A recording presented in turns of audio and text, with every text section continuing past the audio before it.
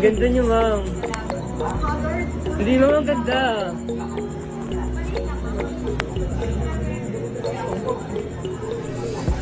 Ang ganda. Balik tayo.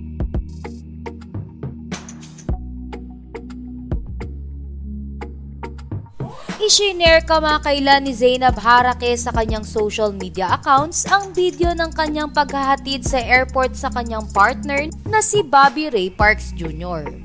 Tila pabalik na nga si Ray Parks sa bansang Japan upang ipagpatuloy ang kanyang naiwanang trabaho doon. Matatandaan na umuwi si Ray Parks sa Pilipinas para makasama ang kanyang partner na si Zainab Harake at para sana maglaro upang irepresenta sana ang Pilipinas sa kasulukuyang FIBA World Cup 2023. Samantala, naging agaw pansin naman sa mga tagahanga ni na Zainab Harake at Ray Parks ang inilagay na caption ni Zainab Harake sa video ng paghahatid niya sa airport sa kanyang boyfriend na si Bobby Ray Parks. Ayon kasi kay Zainab ay malungkot siya at napuyat bago ang pag-alis ng kanyang boyfriend na si Ray Parks. Dahilan para asarin ito ng mga netizens. Anila, at least pinuyat ito ni Ray Parks. Sa kabilang banda, narito ang ilan sa mga pictures at video na ibinahagi ng dalawa sa kani-kanilang social media accounts.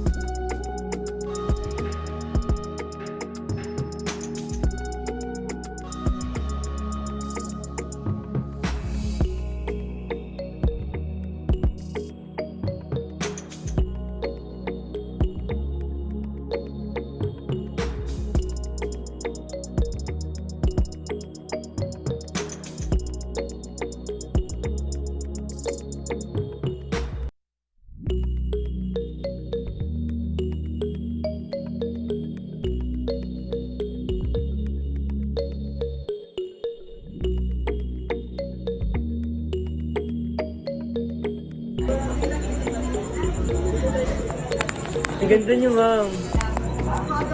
Hindi, ma'am, ang ganda.